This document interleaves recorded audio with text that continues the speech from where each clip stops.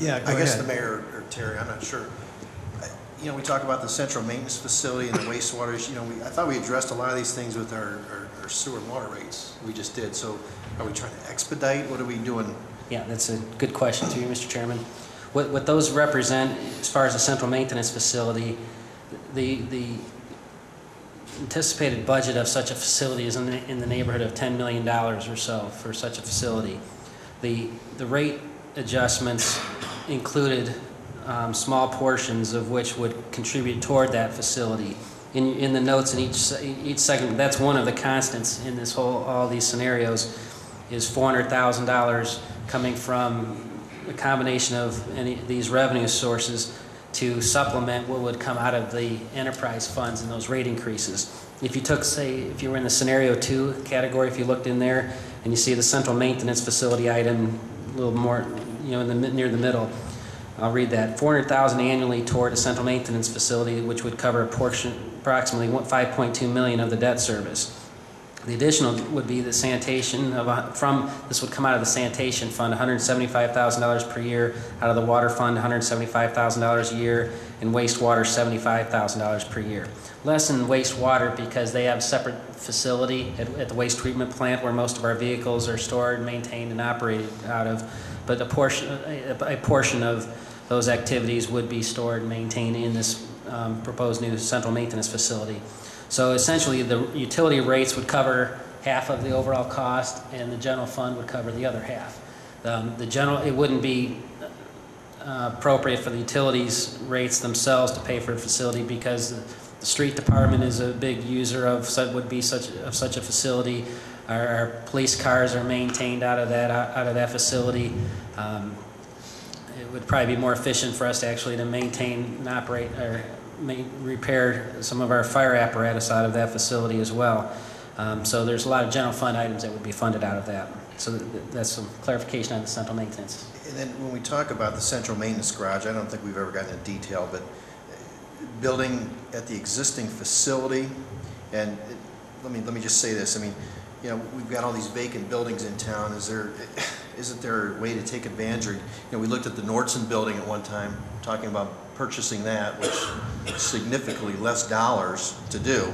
So I guess what's the strategy with this new building, and where's it going to go? And give me some background on that. Yeah, Mr. President, the concept there was recognizing that we would probably not build on the current site. Most of the current site has landfill material underneath it, and when it was built years ago, there were less standards in place, and it was able to be built. It's relatively unstable ground. There's compromises to the facility, but investing into a more modern, better equipped, larger facility on top of a landfill or portions of it would not, we don't believe, be wise. So this suggests we would find an alternate location, and ideally if we could find an existing plant of some sort that would be suitable, that we could convert over to a maintenance facility add-on. We've looked at a couple places in the city that might be options, but we've only looked in a cursory way because until we have funds in place, we could pick out the best place today, and if we don't have the funds to act, it serves little purpose.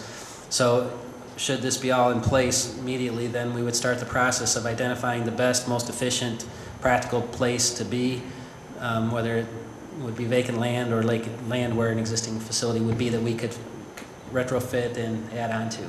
Okay, and then, so I see the 1/4% generates $3 million. The 75% income tax is 1.15.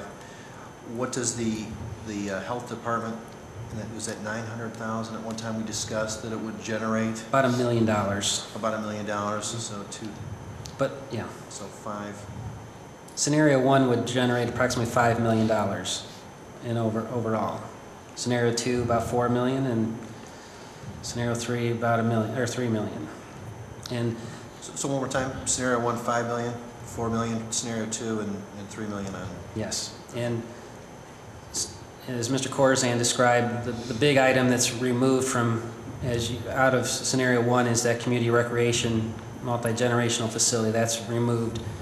And then the differences largely between scenario 2 and 1 is just relatively on a prorated share, reducing all of those expenditures. in scenario 2, once again, and Mr. Schilling can fill in the blanks if I misstate anything, we're still doing the final research.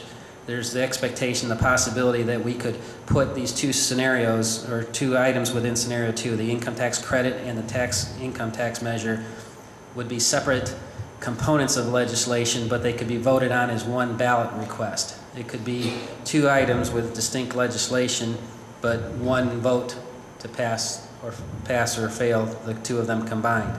Now, what it would have in this scenario is the tax credit, because it's, in these scenarios, the attempt is to build back the police department up near where it has been in years past.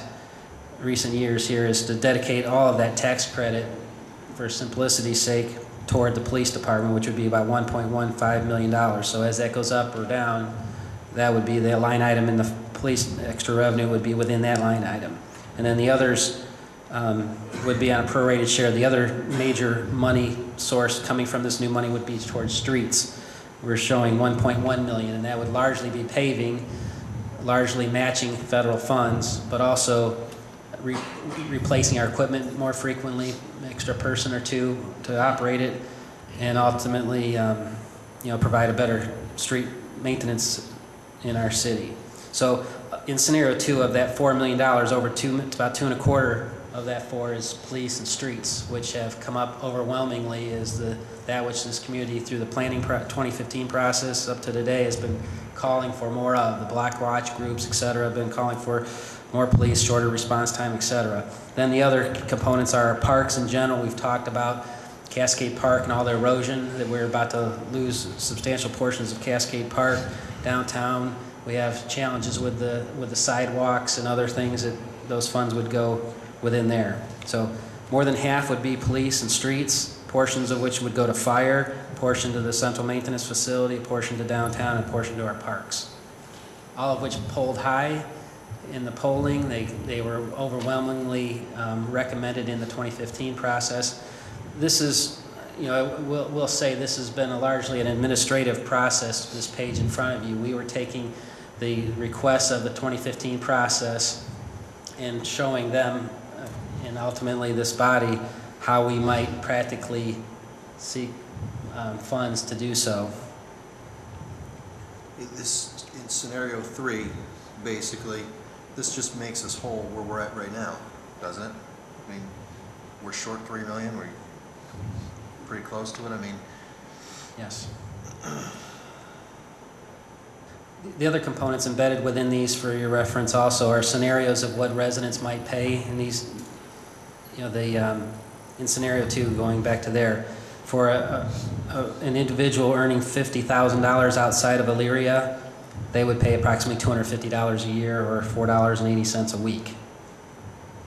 Or for every $10,000 they would make, it be about $1 a week. Of the 1/4% further down near the bottom of that scenario 2, it shows for an income of $40,000 paying an extra 1/4%, that would be $100 per year, or $1.92 per week, to give that perspective. Mr. President, Yes. Mr. Craig. if we put any one of these scenarios on the ballot, are we using that money for these purposes here, or are we using them for the $3.3 million that we're short in cuts just to keep $1 million in the bank right now? Or are we looking at doing something above and beyond these scenarios so we can get back up to that $3.3 million plus an additional to do this? Well, through you, Mr. President, these scenarios are designed to address the 2015 process. There are components within this, of course, that will address much of the cuts that are talked about. Parks, for example, while there's largely, maintenance and improvements within the parks, in scenario 2, there's $750,000, and that could go to, at least in the short term, bring back that department and to, cover our programming that we were in the position, on the eve of reducing to eliminating. Police, this will help bring back the cuts that are being proposed here. Fire, portion of that.